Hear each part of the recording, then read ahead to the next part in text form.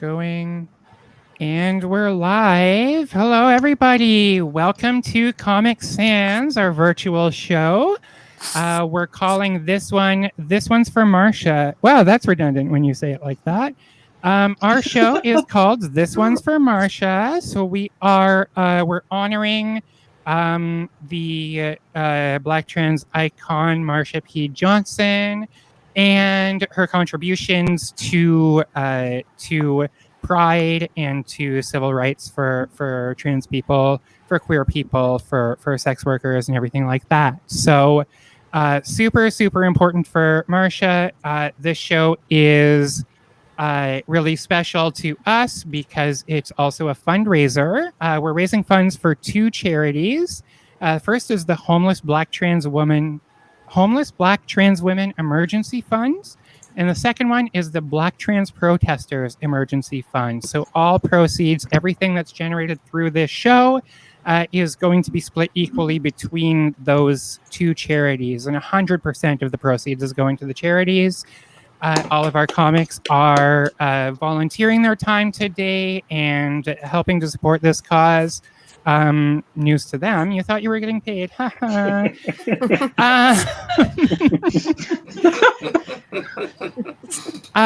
So as we kick off this show, I just want to remind you that you can support these causes by visiting our online store. So you can do a couple of things. You can buy a ticket to this show, and you're welcome to come in and join us as audience members in the stream. And you can make a donation of any amount. There's a link for that. Or if you choose, you can find links to donate directly to one or both of those causes. Either way, all the money goes to them. It's just super convenient. I'm going to drop the link for our online store in a few minutes because I can only do one thing at a time. Let me talk about myself. Let me introduce myself. I'm Alice Rose. I am a Toronto comedian and producer. I'm a trans woman, and I love getting on stage and showing everyone how cool it can be to be a trans woman. So that's kind of my thing. Yeah. I'm one of the producers of Comic Sans, which is a brand of comedy shows that strives to deliver stand-up comedy without all the bullshit you get from mainstream comedy shows. So we believe that comedy, when you go out to have a nice time, you shouldn't be made the butt of a joke or made to feel uncomfortable or unsafe in those spaces. So that's what we try to do. I'm joined tonight with Sarah Dawn and Krista McNaughton, who just showed up. So they are co-producers. They're behind the scenes, making everything look nice and clean and fancy with all these graphics and cool stuff. Yeah, and they're also going to be in the chat, so feel free to say hi to them. And that's all the sort of housekeeping we have here. Let's get on with the show. Before we do that, I just want to recognize that as a white person, I'm aware of the space that I'm currently taking up on this show, which is intended to celebrate Black trans women, but it's my show. But no, this show is intended to celebrate Black trans women and highlight POC talent, POC women, non-binary and transgender talent. So I promise not to tell any jokes tonight. Like prepared jokes. I'm just naturally funny though. Tonight, I'm not trying to do any stage time or anything like that. I am but a mere vessel for the comedians on the show. That being said, I've invited a very special guest to kick off the show for us. You might recognize him from the NDP election signs around the Parkdale High Park riding, or just kicking around Roncy Village looking good as hell. He is the executive director of Food Share Toronto, one of Canada's largest food security organizations. Please welcome Paul Taylor. Hey, I'm so happy to be here. Hi, Paul. How are you? I'm doing well. It's such a pleasure to be here. I think that's the best introduction I've ever received. Oh, yay. Thank you so much for joining us. It means a lot to us that you're here. I know you're busy. I know you've got another event to go to tonight. So we really appreciate you taking the time to be here for us and celebrating with us. So for those who don't live in the city, why don't you tell us a little bit about yourself? Yeah, so I grew up in Toronto. I grew up in the West End. I'm super excited about where I work. I work at an organization called Food Share Toronto that is doing everything we can to support people with food access right now, of course, during the pandemic, but also for the last 35 years, helping build community food infrastructure in local communities, community-led food things happening all over the city. That's incredible. And what does food insecurity mean to you? Yeah, food insecurity is really, it's interesting when you ask that question, because I think a lot of folks think about food insecurity and we automatically think about food. But ultimately, food insecurity is about not having the money that you need to purchase the food that one needs. Mm-hmm. So I think one of the things that's happened in this country is we've positioned food as a solution to food insecurity. So we've got food banks that have grown in the last 30 plus years. But really, it's about decent work and the types of things and the effective social safety net that really helps people access the food that they need. That's wonderful. Yeah. There's another, I'll try to remember the name of the organization, but food insecurity. I have an architecture background, and one thing that we study is food access. So access to affordable food from a grocery store in suburban areas and high density parts of cities and major cities. So that's another thing to consider. It's really a complex problem as food insecurity. And I almost had the name of the organization, but it's actually run by a trans woman as well, and it's in addition to providing food and money for food, it also helps to prepare and teach culturally significant and culturally relevant foods as well. So you're not just eating food, but you're eating the food that you should have access to as a person of a certain culture. And I think that's the Okra Project. That's what it is. Oh, the Okra so check out the great. Okra Project. It's amazing. Yeah. So food insecurity. Sorry, I lost myself on a little tangent. No problem. So you recently helped organize a way to support folks who participated in Not Another Black Life. Yeah, I think, my colleagues and I realized that, there are a lot of folks who were fed up, rightly fed up, and wanting to do something about police brutality that's been, inflicted on Black and Indigenous folks. So Not Another Black Life took the lead on organizing the Justice for Regis March. And it seemed like it was the first kind of gathering of folks where folks were saying, you know what? We know that it's the middle of a pandemic, but it's either one thing's going to kill us or another thing's going to kill us, and we've got to stand up for Regis and Black lives. So what Food Share did is my colleagues and I said, for everyone that went to the march that is now self-isolating as a result, we are going to send you a free Good Food Box during the time that you're isolating. So Good Food Boxes are normally what we sell to generate revenue to support our work. People jump online and they buy one.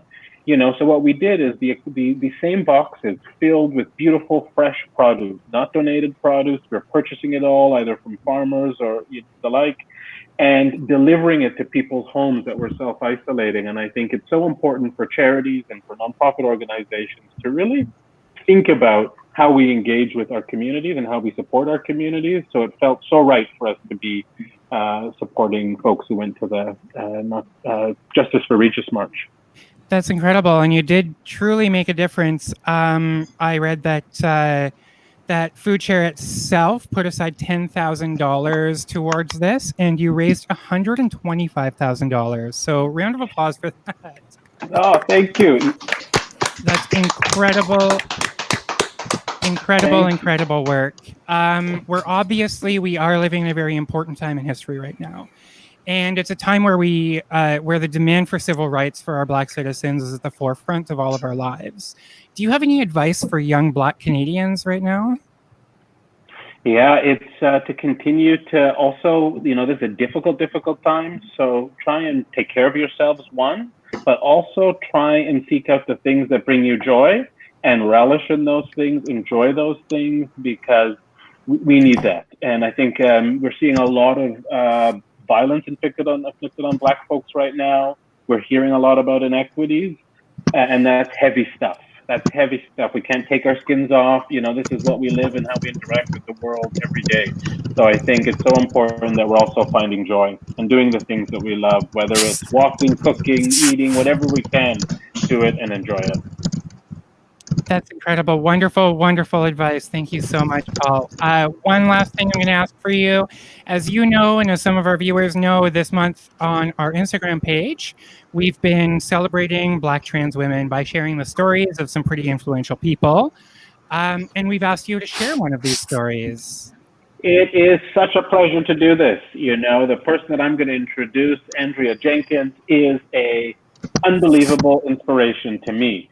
You know, when I mentioned that I was doing this to my friend Osma, Osma told me that she's met Andrea, and I was totally jealous. So I'm putting my jealousy aside, and at the very least, I get to introduce you all to Andrea.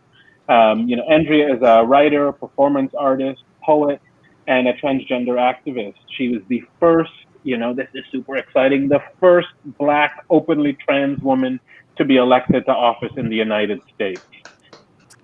That's incredible. Woo! Incredible.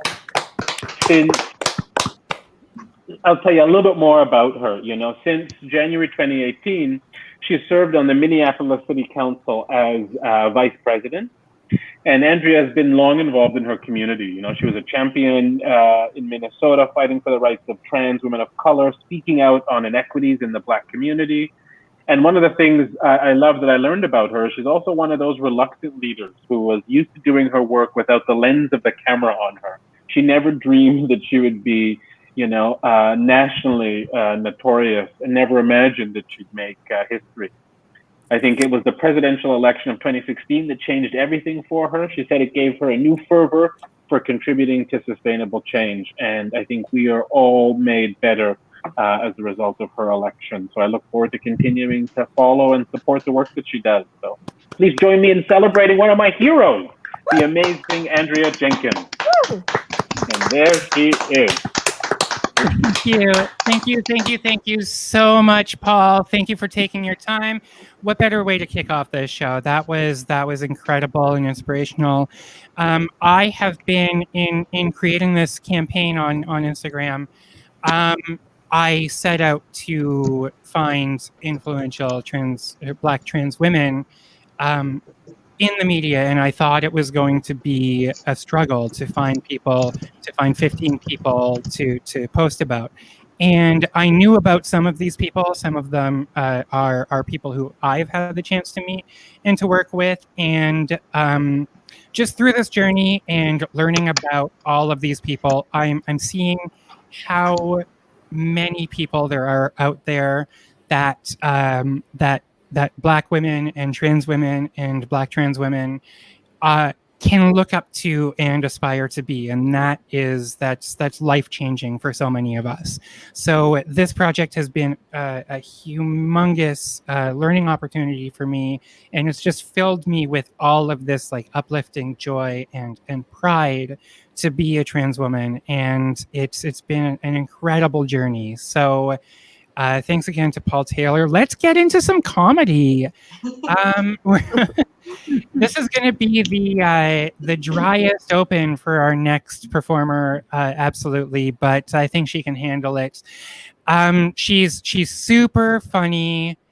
Our first comic of the night is a wonderful soul and a really gifted storyteller. She's performed at Lady Fest and the Spice Arts and Comedy Collective.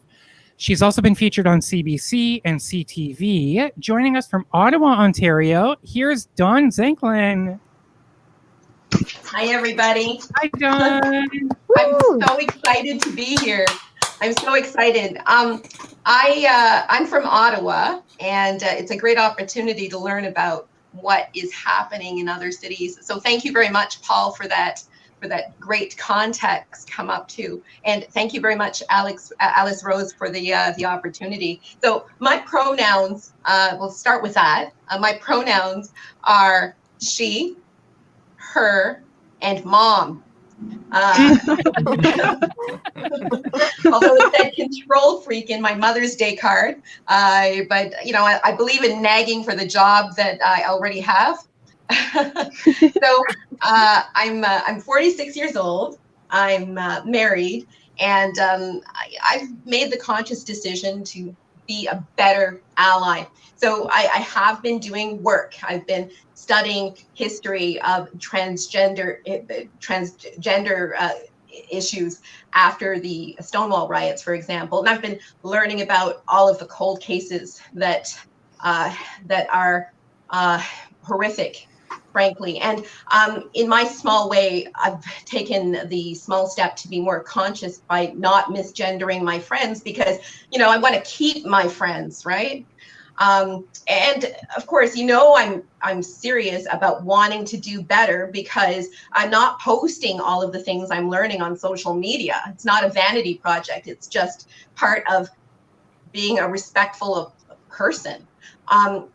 If we all remember, like a couple of weeks ago, we were all talking a bit more about police violence and police brutality. And we were talking about how Black Lives Matter. And I'm reminded about all the email messages and messenger notes that I received in that time. People, sure wanted to check up on me, make sure that I was doing okay. But some people seemed way too interested in telling me how good they were at being allies. I was so overwhelmed. I started using canned replies. Some of those replies were expired. And, I'm not sure what they wanted from me. Like, did they want a sticker? I don't know. But I'm fresh out of stickers and patience, frankly, because I am married. I'm living in the suburbs.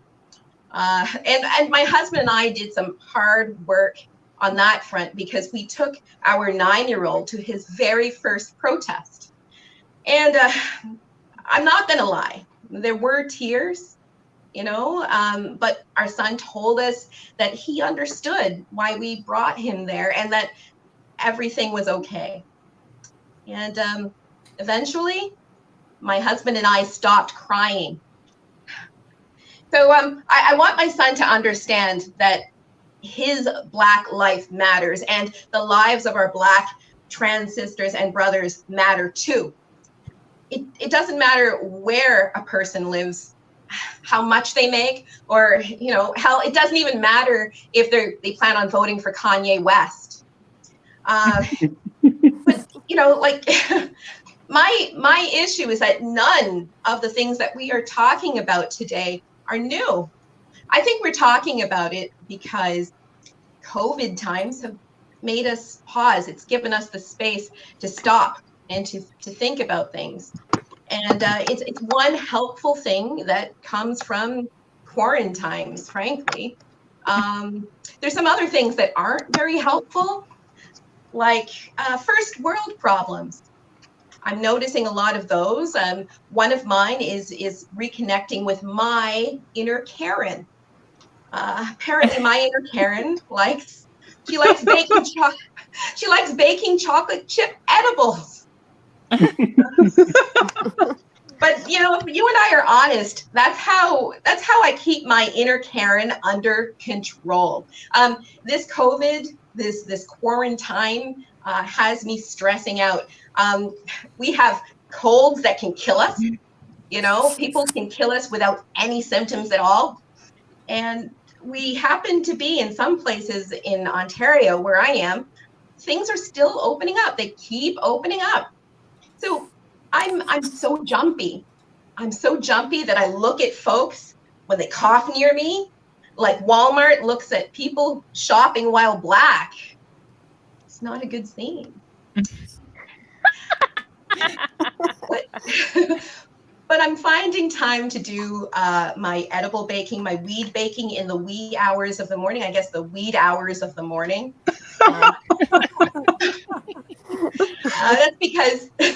That's because most people in my house are asleep that early. I don't want my son or my husband to wake up and say, "What's mom cooking?" What is the mom cooking?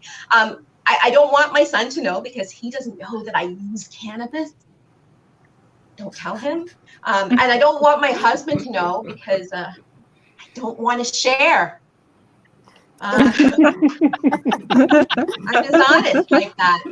But so far, I've made weed cookies and weed brownies, and I've gained about 10 pounds. I am the most chill stress eater you're ever going to want to meet. So I have anxiety about everything opening up, but to be honest, self-isolation was also a problem. I dreamt that I was a housewife, not a housewife like, I do sometimes, but a 1950s housewife. The ones with the smiley, bubbly, perfect housewives with their hair and their makeup on point. I'm talking puffy skirts, high heels, perfect lipstick. What RuPaul would look like if they were half the size and voted Republican. So in my dream, this dream, I dreamt that I was pushing a shopping cart through Canadian Tire, and I was singing. So I'll let you figure out if that was a good dream or a nightmare. I mentioned that I'm nervous. I have anxiety about things opening up. But my son actually handles his stress better. Not because of online school, nothing like that. He manages his stress because he has Fortnite to take out his anxieties on. And because that happens, I discovered I have another first world problem, being traumatized by 9-year-olds talking about how many kills they've made. That's not a good look for parents. But you don't know loyalty until you hear 9-year-olds with their mics on playing this game. It's like every Vietnam War movie that I've ever seen. Like, I took some notes. This is what they said. Get in, Derek! Get in! Derek! What are you doing?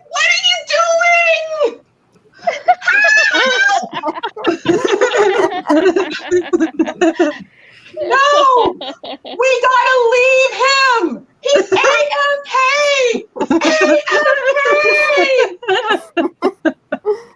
No! I'm going back! I've gotta go back! I'm not going to let my friend die!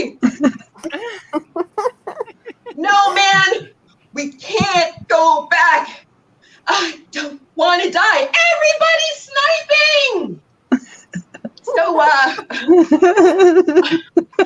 honestly, I have no idea what this game is about, but I went and made popcorn and I pulled up a chair. I was riveted. Best drama of the season.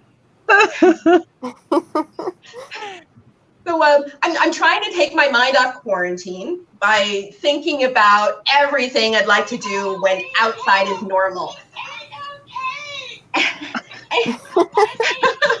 I can hear myself. So I'm thinking about everything I want to do when outside is normal. Like, by normal, I'm not talking about like normal jammed patios or 6 feet apart or masks. I'm talking about the way we used to hang out before all of this happened. I want the outside to be legalized in my city. So I have a plan. I'm going to give everyone I know hugs, and I'm going to make it weird. So hugs are going to be lasting longer than reasonably appropriate. And there may be tongue. It's been a long quarantine. So at our house, Black lives matter, right? And representation matters. that's why we like to give our son something to talk to his future therapist about. We go to Comic-Con as a family. And this year I went as my favorite superhero at the time, Black Widow. And so I found a cat suit that fit, and I squeezed myself into it. I was really excited and very proud. And we walked in. Someone came up to me and said, "You know, Black Widow's not really black, right?" Oh my God. Oh my God. I look at what they're wearing, and I just like, oh my God. You know, Batman isn't short and pockmarked, right? You got any clearance bill in that utility belt, Dork Knight? And then he ran off crying to his mom. And, you know, now I have 2 kids who are probably going to talk to their therapists about things. So black lives also matters when we see representation, like in history or in the media. We love the Black Panther movie. We were so enjoying it because it made me personally feel comfortable with claiming my space. And I really hope it does the same for my son. Not only did Black Lives Matter in Black Panther, but Black lives were supercharged. I hadn't seen anything like it. Complex characters, new feminist archetypes, a world where colonizing was irrelevant. Amazing. But I think that movie had 2 problems, 2 issues. I think it could have been more diverse. You know, where were our trans or queer brothers and sisters? I don't know. I didn't see them in that movie. 2, what did Wakanda do with the assholes? Like, if I wrote that movie, things would be different. Things would be different because my Wakanda includes panther slapping. Yeah. So if you bought skin whitener, that's a panther slap. Are you putting raisins in your potato salad? That's a panther slap. Are you listening to Drake? Well, buckle up because that's 2 panther slaps. So I'm still hooked on Zinklin. Good night. That's it for me. Thank you. Awesome. Don Zinklin, everybody. Oh my God, that was incredible. I love Black Panther almost as much as I'm now learning I love Black Panther material. That's great. I love that in queer shows and marginalized shows, we're all just coincidentally like huge geeks as well. I love how coincidentally that just happens. Yeah, amazing. Our next comic is a friend of mine. I had the pleasure of working with her about a year ago on a Women of Comedy show in Sudbury, Ontario, which is my hometown. It was the first time I got to headline a show in my hometown. The first time like my mom got to see me perform and everything like that.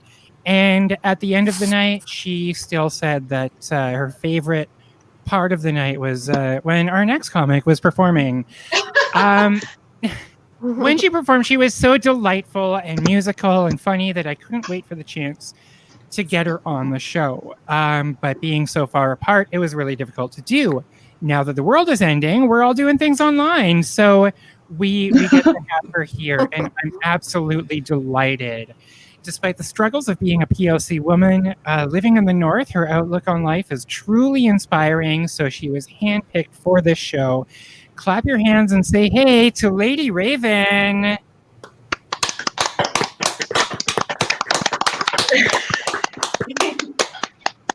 That was an awesome intro. Thank you so much.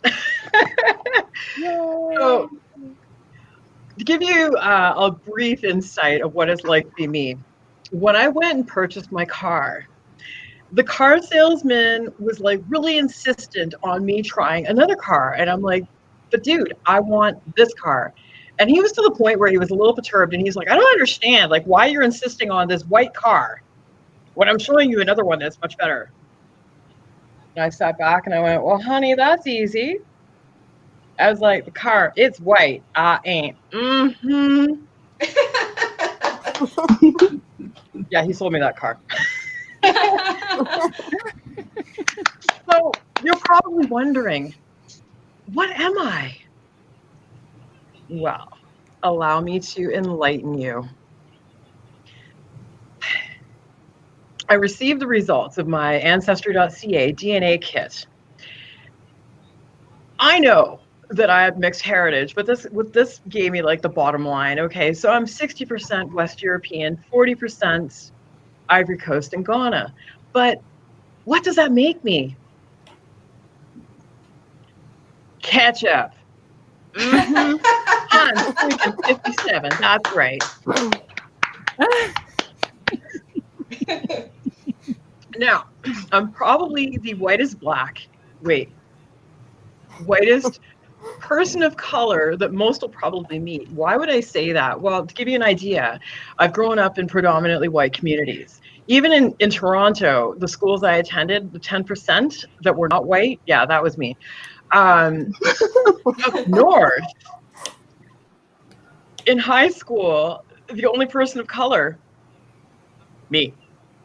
Out of 2,000 students, it was me. And I had a mohawk because there was nothing like really standing out.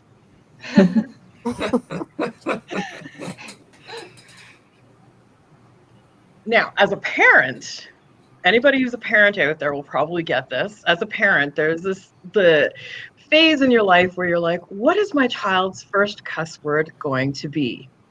And when? I was 2.5 years old and doing the daily commute with my mom on the 401. You know, there would be days where she's cut off and she would like bust out a cuss word. Understand, my mom is like the white one in the family. So one day she gets cut off, but before she's able to cuss, I did it. Remember, 2.5, cute as a button. Yo, bomba clot, yo! My mom reaches down, embraces that like parental evil voice. Never say that again. I'm 2.5. I'm totally entertained right now. Plus, if you all recall, that age is like the parrot stage where we're going to repeat everything that we shouldn't.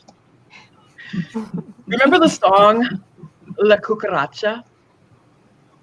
Yeah. Who sings about cockroaches anyways? This is me. Cute as a button, 2.5-year-old. Yeah. La bamba clata, la bamba clata.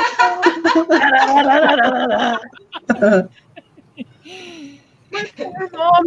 Oh my goodness, my poor mom. And sadly, that was the most Jamaican I have ever been in my entire life. Going back to my ancestry results, where I got 6% Scandinavian. My mama was so white, she had to be like, 50%.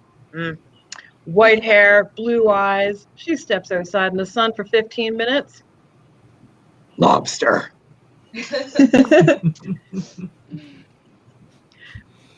And as a girl growing up, we go through those phases of like dress up and whatnot. And then as we get older, we want to like play with our makeup. Wow. My mama's makeup, my complexion. I didn't know any better. Fortunately, that was also during the goth phase. So, you know, having like a really pale face, it worked. Fortunately, however, I adapted to a lot of it, but I did let go of the one, and that was the blue eyeshadow because, man, I look like an underbaked blueberry muffin. It was pretty funny. Berries. Y'all heard the term dingleberry? Because I'm pretty sure most men will get this and some females will get the reference. Here's the story. I was probably in like my late 20s when I had to have the conversation with my mom. Mama, can you explain to me why, when I was a child, you referred to me as your little dingleberry? My mom's like, oh, hun. Reaches across, pats my knee.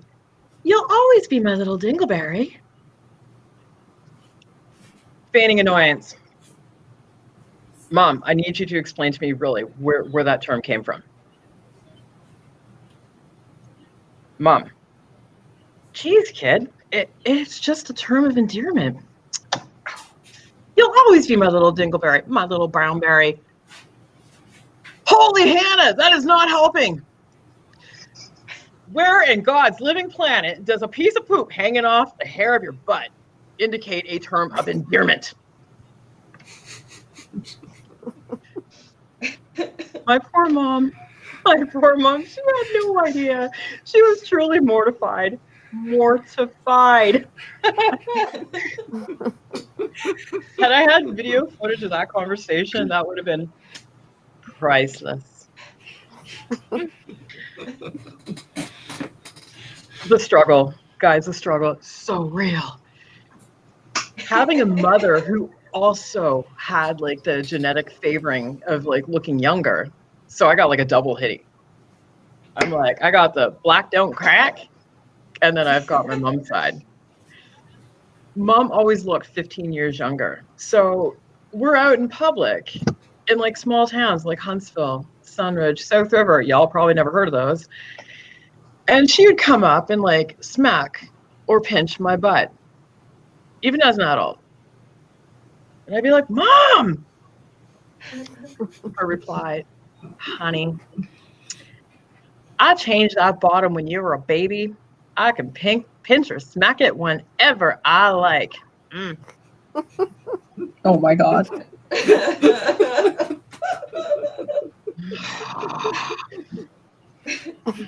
And then we have that whole, my mom, remember, she's very Caucasian.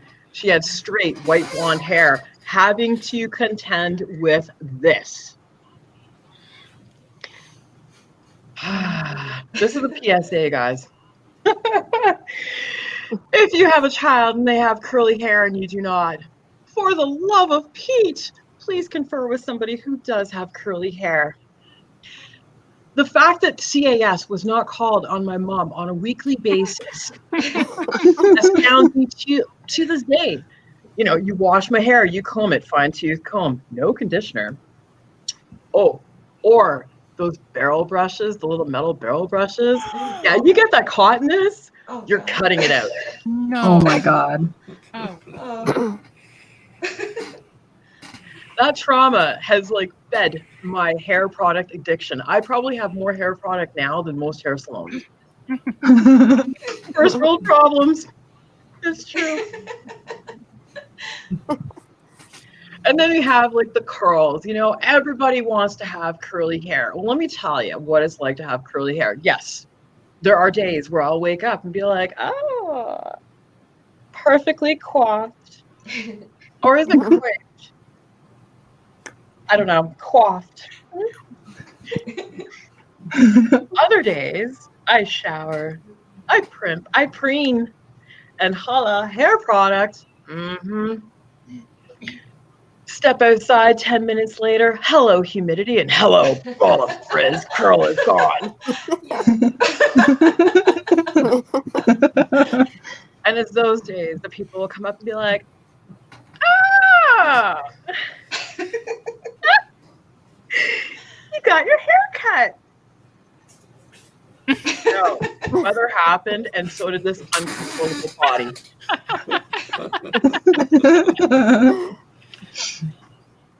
Speaking of uncontrollable body, you ever heard that expression, if you drink coffee, it'll stunt your growth? I loved me my coffee since I was 5 years old, and I'd like to know what direction wasn't supposed to stunt my growth. Holy Hannah. Now, when I was 18 years old, I discovered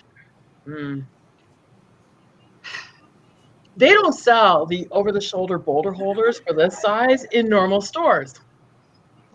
That's reality, and it's a struggle, especially when you have my mama. So we're in Zellers in Huntsville, of all places, where there are 3 POCs that reside in that city. I know because I went to school with 2 of them. And here's my mom. She comes up. Oh, this bra will fit you. Straps it across me. And I'm like, Mom, no, it doesn't fit. I'm like, thanks, Sherlock. I can only imagine the guys working in the security office watching the view of this on the camera. It's like the play-by-play. Here we have a Caucasian lady, blonde hair, blue jacket, that appears to be accosting a punk-ass POC in Section C lingerie.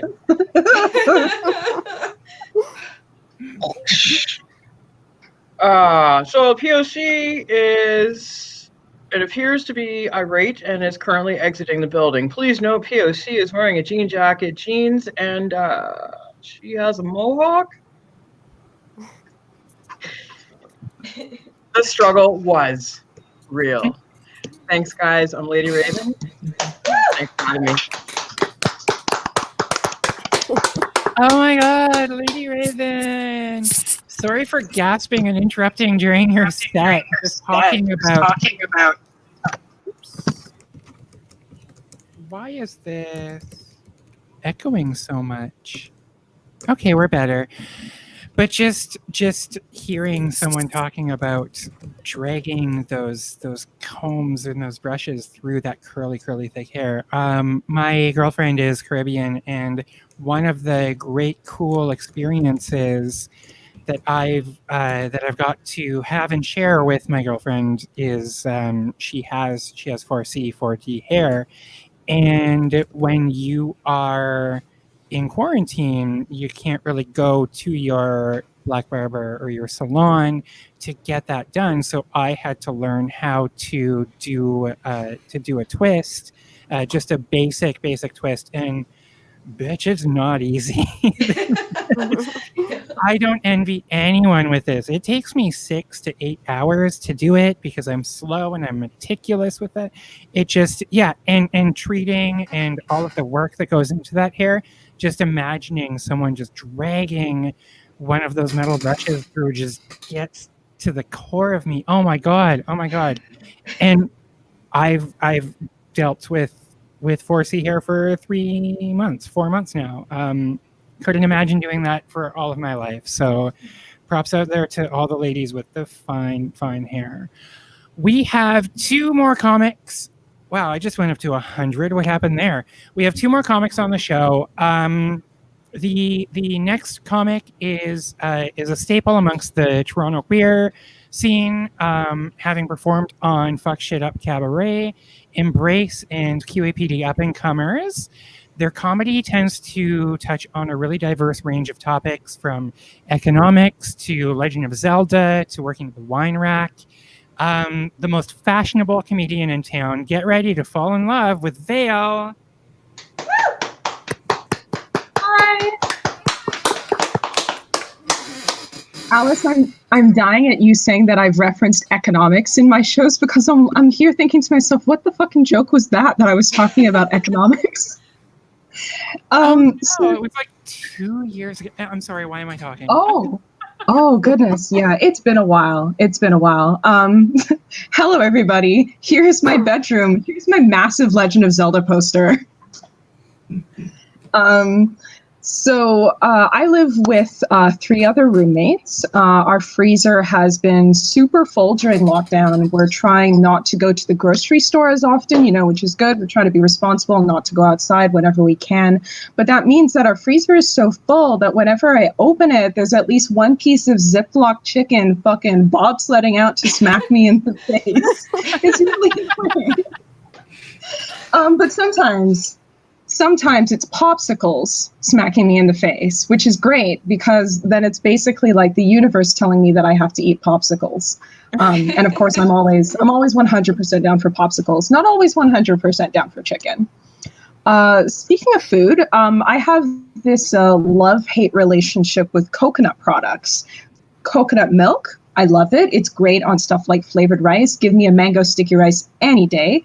But like coconut ice cream, it's like disgusting, abomination on my taste buds. Coconut water, though. So I had 3 thoughts when I drank coconut water for the first time. 1, is this a cheap brand and that's why it tastes terrible? 2, has this gone bad and that's why it's terrible? Was, oh my God, did I inherit my white dad's taste buds and that's why it's terrible? So basically, coconut deserves way better than me, way better than my taste buds that cannot decide whether or not they like coconut. Another thing that's been on my mind a lot during quarantine is I'm lucky enough to work from home right now, and it's frankly amazing what I've been able to get done now that I don't have a commute anymore. I do stretches, I take Chinese lessons, draw, writing. And during my downtime on my shift, I've watched more anime in these past 3 months than my whole life combined. It's been great. I'm geeking out really, really hard. It's been great, but like if I have to see one more sparkly-eyed teenager angsting about some contrived misunderstanding with their crush while they're supposed to be saving the world, I'm going to flip my desk. But honestly, flipping my desk would not have been possible until a month ago because previously my desk was a stack of storage bins. My chair was also a storage bin. And it was super, super great for my back pain. Yeah, folks, I need a gosh darn back massage. Honestly, at this point, I'm convinced that like my shoulder is so tight, you could just like break a block of concrete over it, and I wouldn't feel a thing. Anybody else with back pain in here? Does anybody else here sleep like a chinchilla taking a dust bath? If you have not seen a video of chinchillas taking it, okay, this is chinchillas taking a dust bath. There's one of them. They're like. And that's them. That's chinchillas taking a dust bath. That's how I sleep. I've got. Oh, hey, thanks for the shout out to my anime blog. That's how much anime I've been watching. I have a blog now. So I have chronic back and hip pain. So it's hard for me to get comfy enough to fall asleep.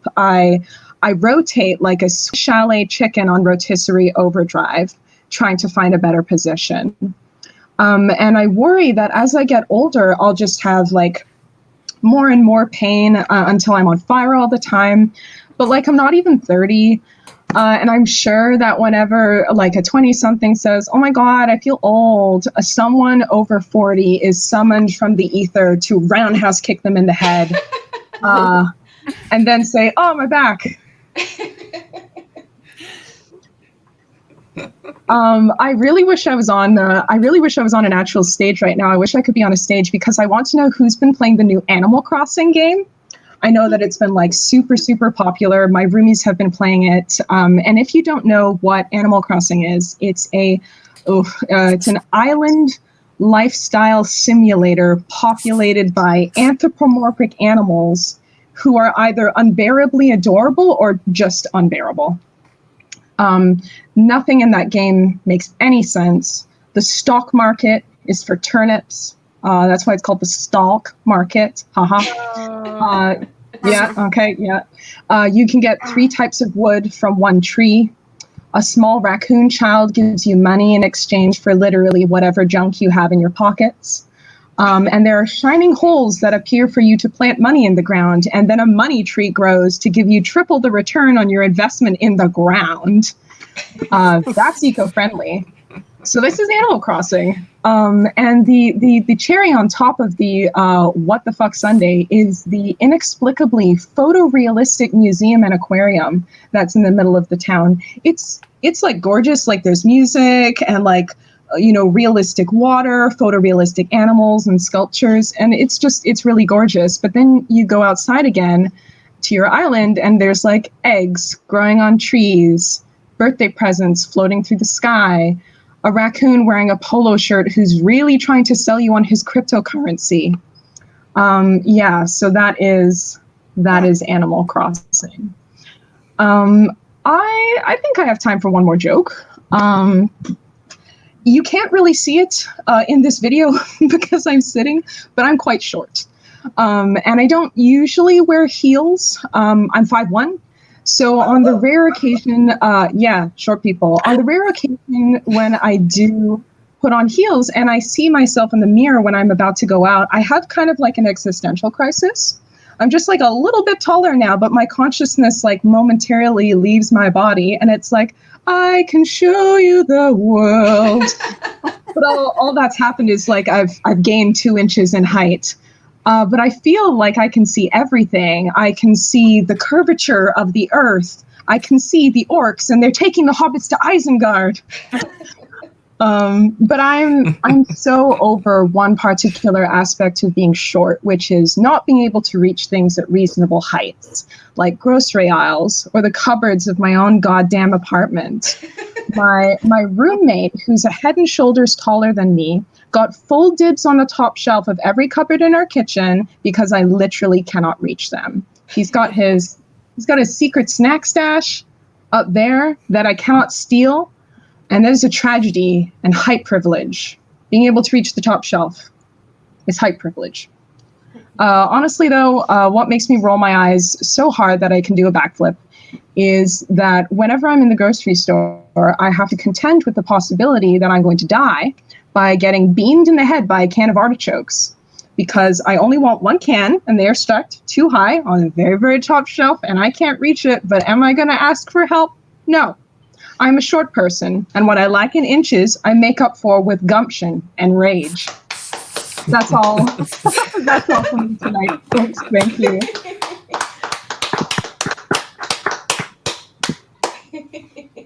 Thank you, Vale. Oh my God. We have another special guest. This is my dog Pancho. He was scratching at my arm so hard. And I was trying to like yell at him to stop, but I didn't want to interrupt Vale. This is my little puppy Pancho. Say hi to the world. Pancho. Now get out of here. Pancho Villa. Pancho the dog. Pancho the dog. Yes. Sir, I love that you made a banner for Pancho, like right at the Pancho does speak Spanish. I don't, so I had to learn the basic commands. That's always a little fun. Pancho, siéntese. Mano. Otra vez. Yeah, I know them all.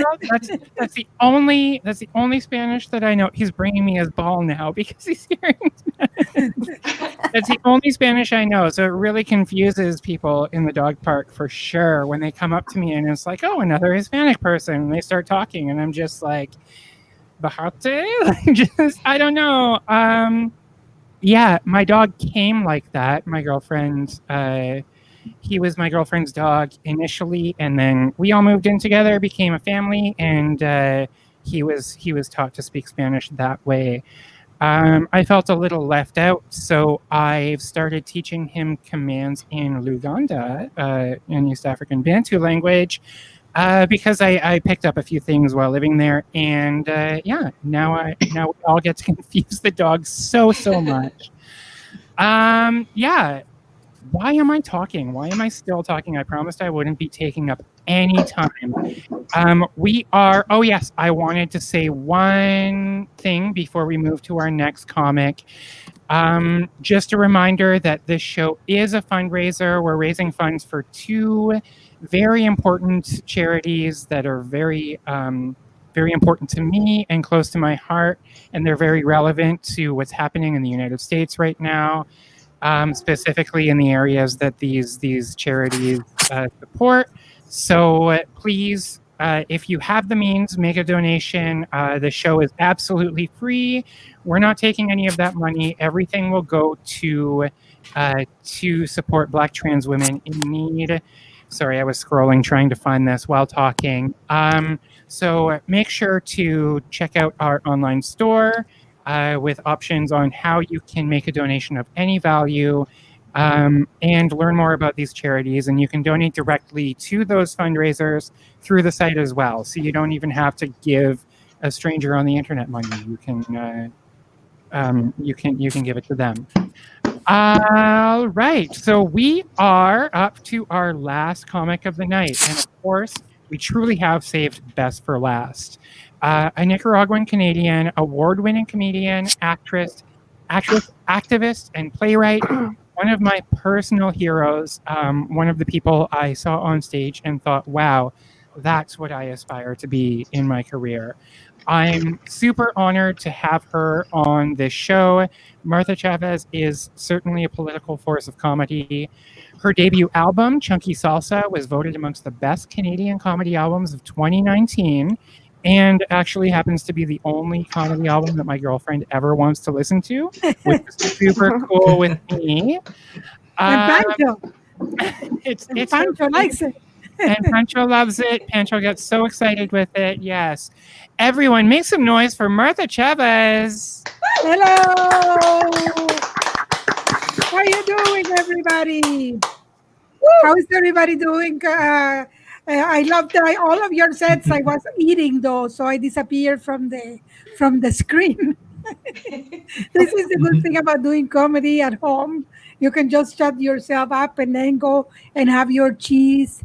I'm still doing the keto, even in the quarantine. That's what I have been wanting to do, to find ways to make keto bread. And today I substituted eggs for peanut butter and burnt my tongue. Oh. So Linda has to kiss it better. She's gonna get so mad when she hears this. Anyway, it's great to be here. It's been a very, very strange time. I am not a stranger of situations of emergency because I grew up in Nicaragua and I survived an earthquake and the revolution and a flood. You know how God loves us. And I have felt the same feeling that I felt when they told us you have to go in quarantine. I felt this familiar feeling in my stomach, emergency situation. I mean, something that I know so intimate. And yet this is so different because back home, when we had an emergency situation, there was nobody fucking complaining, I am gaining weight in quarantine. I am watching Netflix.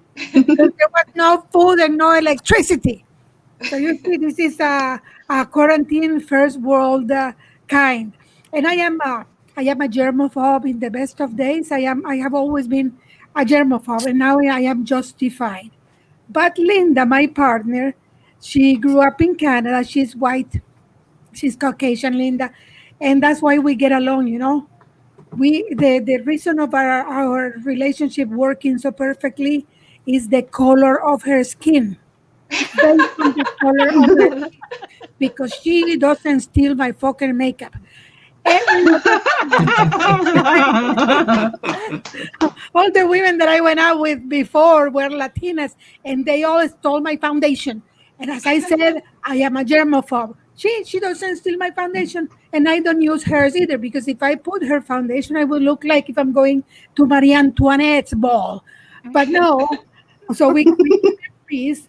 But me being the germaphobe and everything, I was the one who decided one person is going to stay home and the other person is going to go in the jungle to buy groceries or whatever we needed, right? Because I know how to behave in emergency situations. I am used to. And I know a lot of people in little stores in Chinatown, and all the people that I have met in my bicycle travels. So I was, I made friends with everybody. I did little depaneurs, like we call them in Montreal, and little convenience stores. So I was calling all of my friends, "Do you have hand sanitizer? No? Can you keep me some for when you receive some hand sanitizer?" I had all of my hookups, black market hookup of hand sanitizer and gloves, because at the pharmacies they didn't have. And every time I went to the supermarket in March, when we didn't know what was going on, every time I went to the supermarket was as if I was going in an expedition, like Christopher Columbus going for spices. And then sometimes at Loveloss, I would pretend I am Christopher Columbus and I would claim it as mine. I discovered this supermarket. This is mine. I am claiming it for the Queen of Spain, Linda, right? Well, the cleaner said, "Behold the arugula. Behold the chicken strips. This is mine." Because that was a way for people not to approach me. Once that they think that you're a little mental, they leave you alone. And that's what we need in this pandemic, because there are a lot of people that still don't realize how important it is to wear your mask. And frankly, some of those people, their love lives would improve greatly if they wore a mask. They are so lucky that they can legally hide their faces now at the moment, and they still don't want to. And there is a bunch of fucking people doing the demonstrations, the hugs, not masks. I am older than all of you, so I remember the height of the HIV crisis. I used to work for a dentist at the time, yes, and then I became a comedian. It's all about showing teeth. I used to work for a dentist, and I wore a mask 8 hours a day, 5 days a week, and I have asthma. And I used to do coke at the time. So it doesn't have anything to do. Masks, they won't kill you. They didn't kill me. They won't kill you. But the thing is that the people, these people hugs, not masks. It's like at the height of the HIV crisis, people will be saying orgies without condoms, orgies without condoms. Like this, okay, people are so stupid. They want to kill you, and believe me, I want nothing more than do comedy in the real world. This is fucking bullshit. This is bullshit. I'm talking to a camera. I appreciate to be on the show, but stand-up comedy is meant to be done in front of actual people. And comedy is laughter is the best medicine, but now laughter is contagious, really contagious. That's what it is.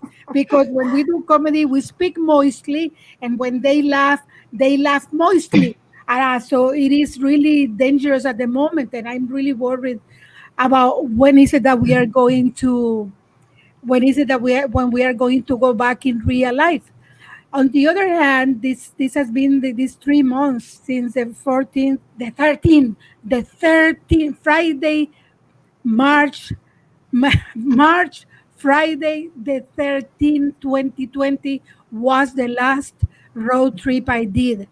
This is the longest that I have ever been put, like that I don't go out on the road, and people are shaming you. Shakespeare, he wrote King Lear during the bubonic plague. But they don't tell you what all the other fucking people that are not Shakespeare did. Why do you have to mention him? You are not Shakespeare. But I have been trying to keep busy. Otherwise I will go crazy. In between my travels to the supermarket and to get my hand sanitizer and my masks, I have a lot of masks. I am the queen of masks. I have a friend who makes them. So I have a lot. That's very entertaining.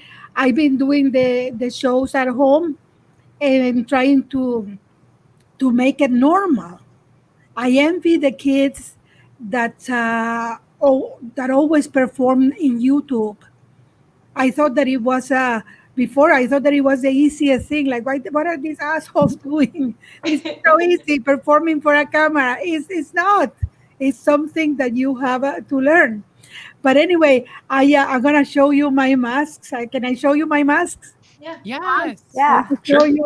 Ha ha ha ha. Oh my God. Okay. This is like Mrs. Owl mask. You know the millionaire in Gilligan's Island. Yeah. Okay. I have my moose mask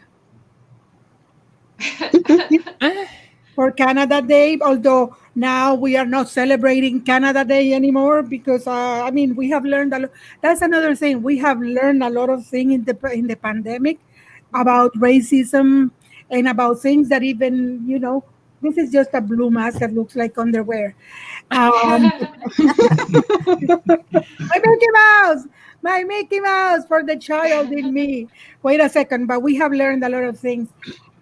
This one I made myself Oh, for the Black Lives Matter. Look, this one is badly made, but it's true, you know. And I have a lot. I cannot spend all my time. Look at this one. Look at this one. Oh, wow. Prince.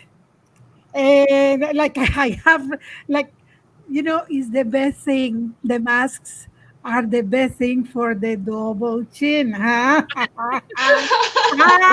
I am thinking. I have everything measured.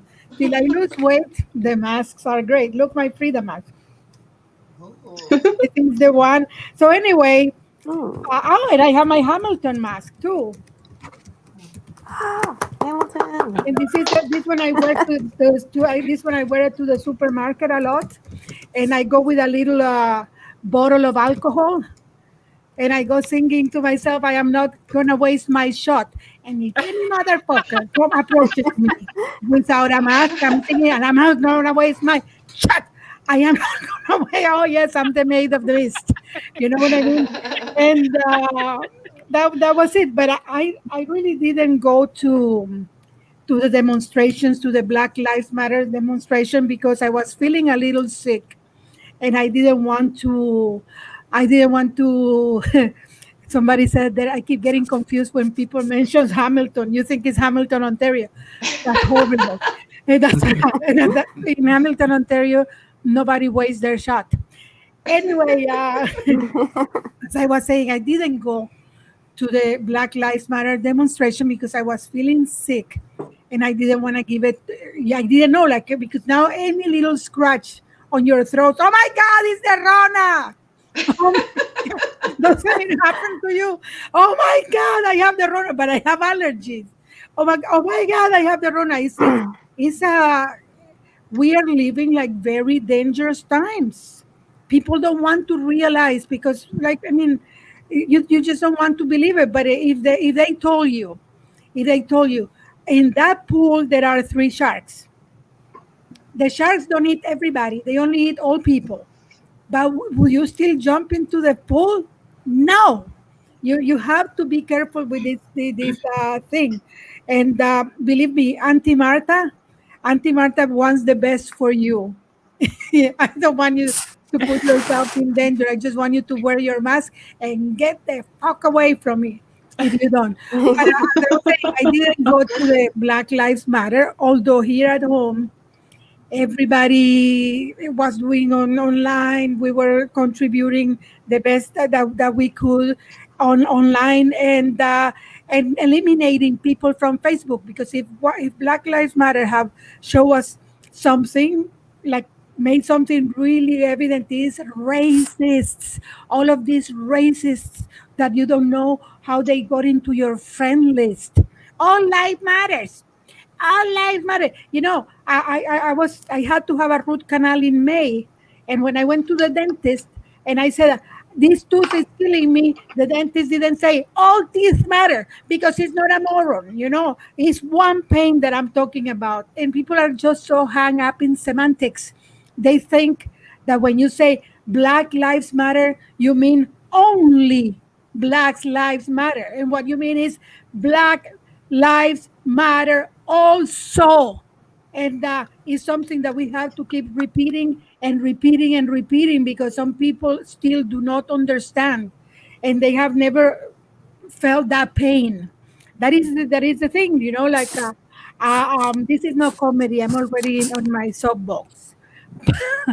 But what I mean is, on the quarantine, we have learned a lot of things. I've been reading up on a lot of racial issues, decolonizing my own head, because even if I am a person of color in my own country, there is colorism, and there is a lot of discrimination based on your social status.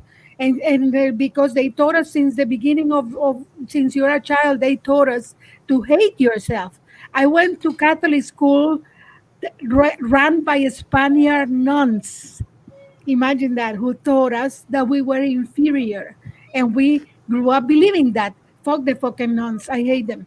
I The thing is that it's been a terrible time because of the uncertainty, because we don't know how we will come out of this. And it has been a very hopeful time too, because I certainly hope that when if we all come out of this, that we don't go back to what it was before.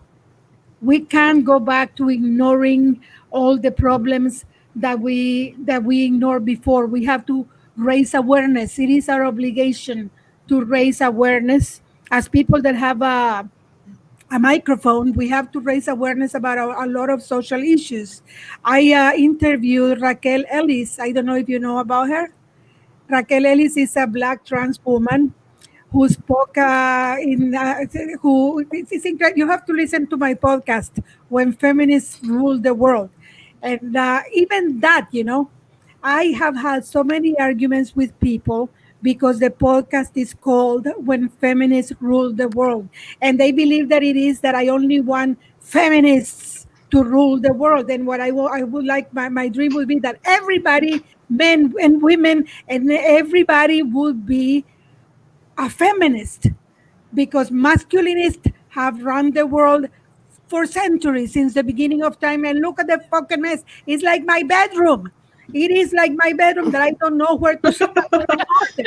It's like having gum stuck to your hair. You don't know where. How do you take it off? All of these problems. I don't know. I don't know if I should have done that material, but what can I tell you? We are in an emergency situation. Thank you very much for listening. Yo, thank you very much for listening. What is it? Oh my God, Martha Chavez, everybody. Hey. Yes. Such an important voice, and I'm so glad to have her as part of our community here in Toronto. And just absolutely honored to have her on the show. That was amazing. It's an honor for you to be on your show, Alice. Oh, thank you, Martha. We're going to have you on an in-person show soon. Something, I didn't do much comedy. I just wanted to talk. Mm-hmm. No, that was great. It was so important, and it was so perfect. It was the perfect tone for the show. So thank you. Thank you so much. Listen to especially to my episode of Black Lives Matter, because I interview Raquel Ellis, who is a super important voice in the Black trans community. And let's all continue being in quarantine. If I find you in the street without a mask, I'm not missing my shot. I am showering you with alcohol. And wear your mask. You know what happened though? You know what happened? When I was in Guatemala, I did put Botox in my forehead because it was cheap, and I was supposed to be doing the Winnipeg Festival in April. So I did it. I told the doctor, I still want to have expression, but I want you to put Botox. And it went to waste. It went to waste. Oh, no. Because it already went. I know. I did it in January, especially for Winnipeg, to act perfectly refreshed. And it already went. Don't spend money in plastic surgery. I really feel sorry for the women that put the silicone in their mouth because those maybe those are the Karens that don't want to wear the masks. Who knows? I know. They just have extra coverage to catch all of. Yeah, I can't. I don't get it. I know how you feel. I put on makeup for the first time in forever today and noticed that it was all expired, which is garbage because I just bought some of it.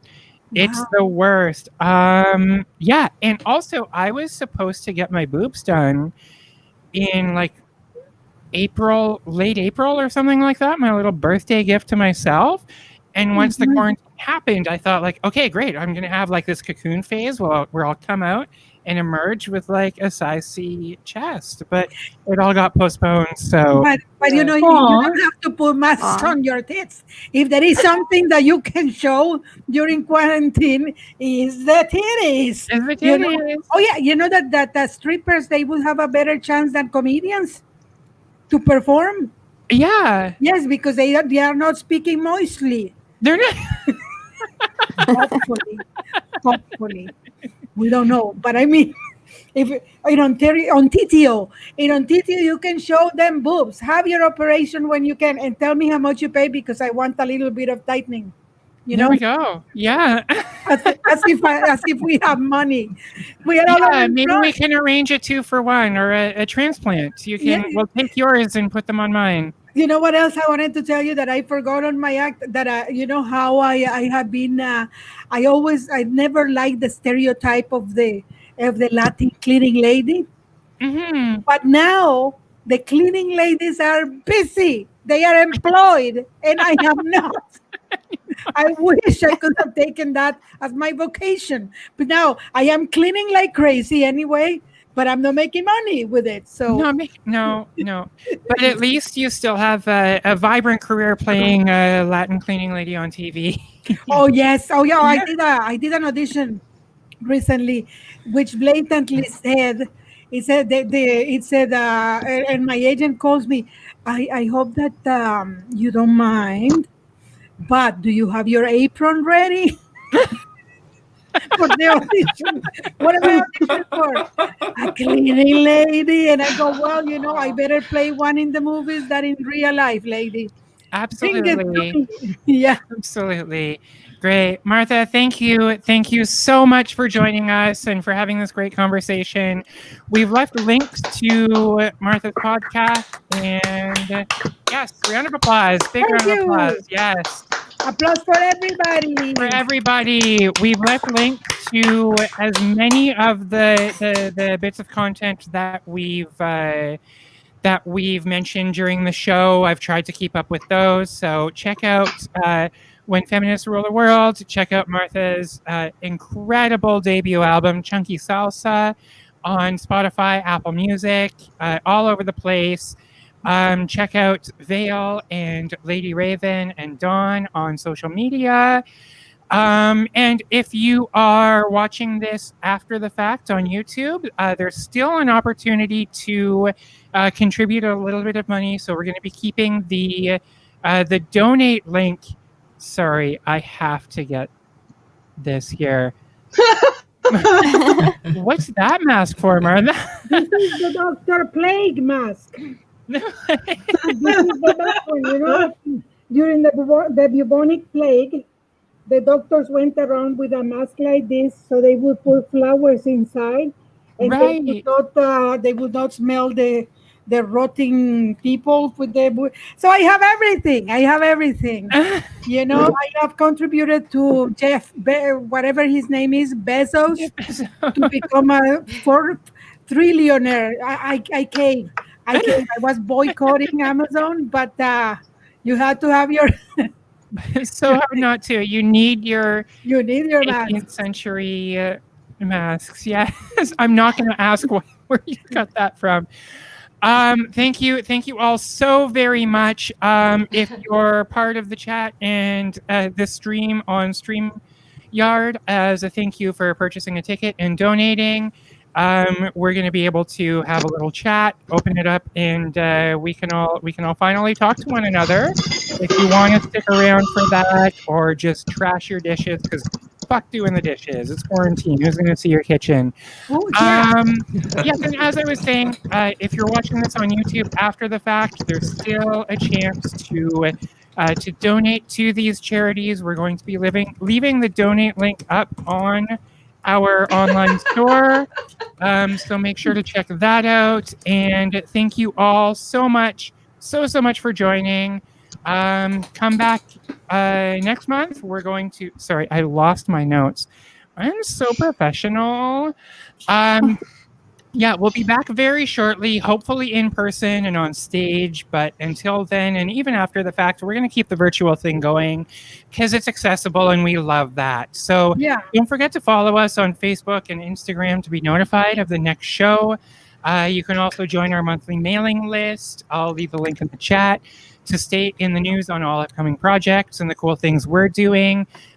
We're a producing team of 4 now, and we keep growing and doing really, really cool things for queer, marginalized performers, and creating POC spaces and just great safe spaces. So thanks for sharing this with us.